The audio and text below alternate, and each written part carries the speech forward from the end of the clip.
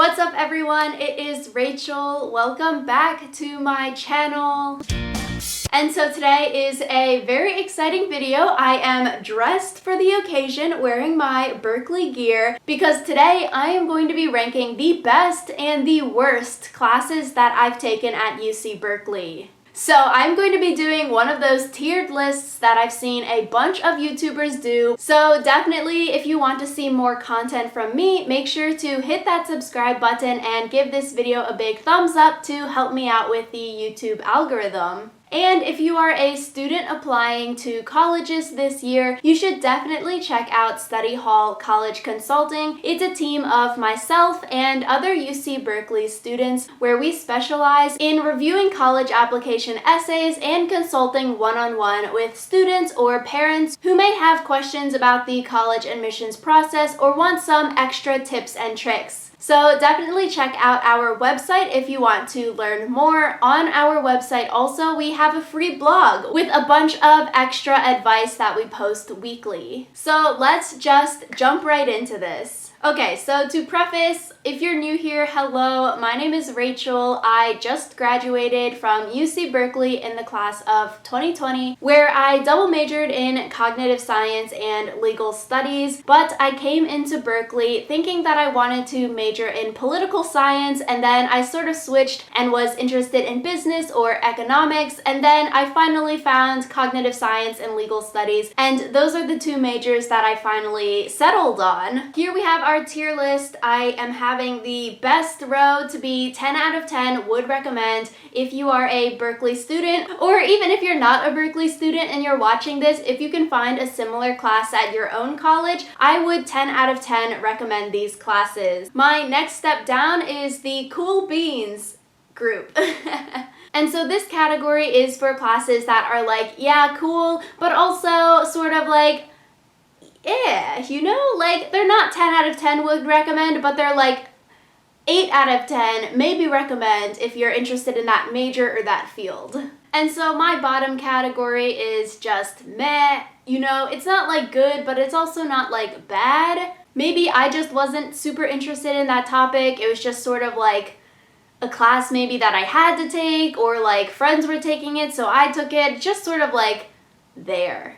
So I picked a few classes from freshman, sophomore, junior, and senior year that I'm going to be talking about. So the first class that I have on my list is Philosophy 2, Individual Morality and Social Justice. I would put Philosophy 2 into Cool Beans. I think what makes it Cool Beans is the professor. He was like really chill and I don't know, would always talk about like going to Burning Man and stuff like that. So like, you know, he is a chiller. That class was all about like decision making. So like the train track theory problem where like, would you kill one person or would you kill five persons?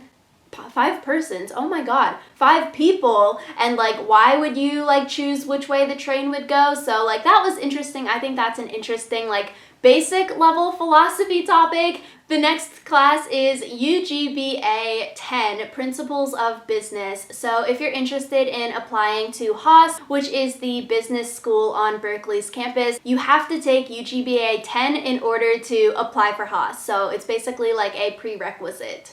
And so I'm going to put this in the meh category, so the lowest one, because I don't know, it's just like set up weird. So it's like 4 separate modules, like finance, marketing, stuff like that, like leadership, which was basically the whole module was just like, if you're attractive, then you're going to get hired or you're going to move up faster in the workplace. So like that was interesting. But the 4 modules are taught by different professors and then they switch off and then you have like 4 different exams throughout the course. And I would say my biggest problem with this course is that the grading is just like so hard. Because when you're applying to Haas, you need like a super high GPA. So like everyone in this class is fighting for A's, A pluses, A minuses. So that makes all of the tests, like you can get 1 or 2 questions wrong on each test. And all of the tests were multiple choice, which made it like you need to be getting 100% on all 4 of these exams. Otherwise, if you get like 3 or 4 wrong, you're already in the B+ category. So the next class I'm talking about is Poli-Sci 2, which is Introduction to Comparative Politics. And so Poli-Sci 2 is one of the prerequisites if you wanted to declare political science. And so I thought this class was super interesting. I'll put it in the cool beans category. Like, that was 4 years ago from freshman year, so I like honestly don't remember a lot. I could like not tell you anything about some of the classes that I've taken in college, which is like so sad. Like, you talk about comparative politics from a bunch of different countries, like not just the United States, so like that's the cool thing about it. And so we're talking about like aid and how like giving aid to countries isn't actually like necessarily a good thing because its impacts could actually be like very different from your intent. And so one of the case examples was like the Tom's shoe brand. And so everyone, I feel like back in the day, had Tom's, and it's like that buy one, give one model. So when you bought a pair of Tom's, they would give a pair of Tom's, so like a pair of shoes, to people in Africa. They were basically saying how that's not good because it actually negatively impacts the African economies, because if you're giving them free shoes, which is like great and good because they might not have shoes, but it actually is putting like the shoemakers there out of business, and so like then they're affected, and then it's just like a whole spiral of like bad things that happen. So my last freshman year class that I'm going to be talking about is Math 16B. So this is analytic geometry and calculus. And so like in high school, you know, I thought I was great at math. I really liked math. I took Calc AB and Calc BC, took those AP exams, you know, and then I get to college, and then you need like a math class in order to declare economics, business, all of those kinds of majors, and then I was like, what the heck? So I mean, I'll put this in the cool beans category. Like, it was a good class. I feel like I learned a lot about math and like calculus and stuff, but I just didn't do too hot in it. And that was like the easier version that you can take. Like, you could take the 16 series, or you can take the 1 series of math, like 1A and 1B, and that's like the harder versions. So going into sophomore year, my first class that I'm talking about is Astronomy C10. This is Introduction to General Astronomy. And so this is probably one of the most famous classes at UC Berkeley. I didn't mention any of the other professors so far because I feel like the professor changes for the course, but for Astronomy C10, Professor Filipenko teaches it like every single year, and like he is literally so famous and so intelligent. He was like on the team that won a Nobel Prize, and like the class is just so interesting, like learning about space and like other space things.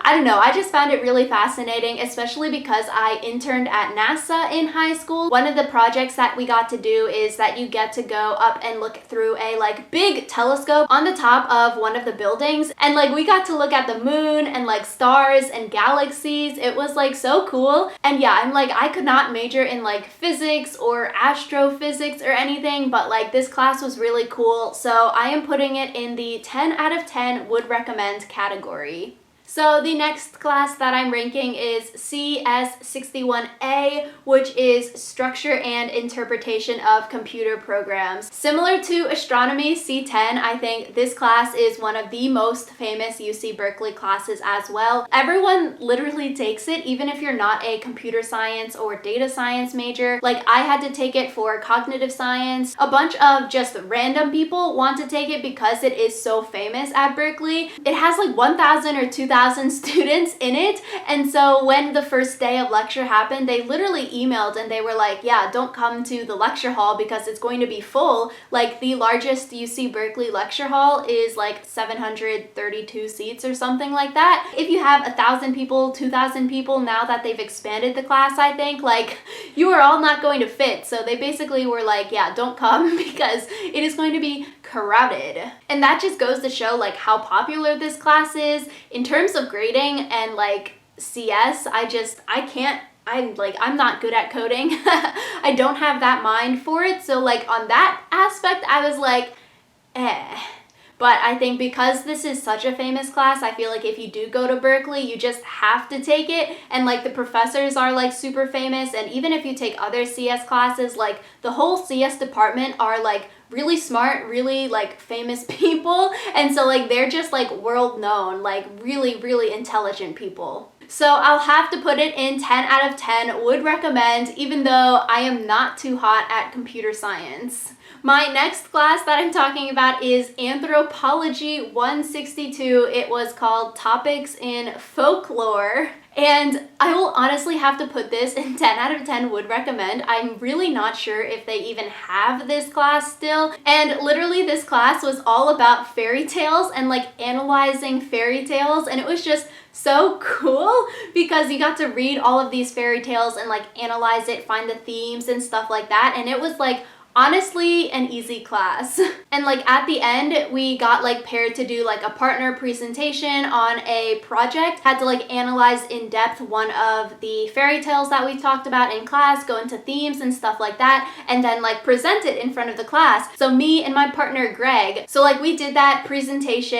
And so for the final you could either write your own short story of like your own fairy tale, bringing in themes from other fairy tales, or you could do like some extra analysis on a story or something like less fun. And so like Greg and I, we asked the professor if we could do a partner final, which is like unheard of. So like that was really cool. And then she said yeah. And so we literally wrote I guess like fan fiction. It's like a really not safe for work like fairy tale of Little Red Riding Hood. Reading it back now, I'm like, oh my god, how did we submit that for a class? And like the weird thing is Greg's uncle was like neighbors with the professor, so like they would hang out and like do weekly dinners and stuff. So I mean, that's probably why the professor liked us so much. So my next class is Legal Studies 170, Crime and Criminal Justice. This is starting my junior year, and so I have to put this in 10 out of 10 also. This class was so interesting, learning about different Supreme Court cases, of like your rights if you are like accused of a crime or if you're pulled over, like what can you do and what can't you do. It was just really fascinating, and honestly, because I took this course,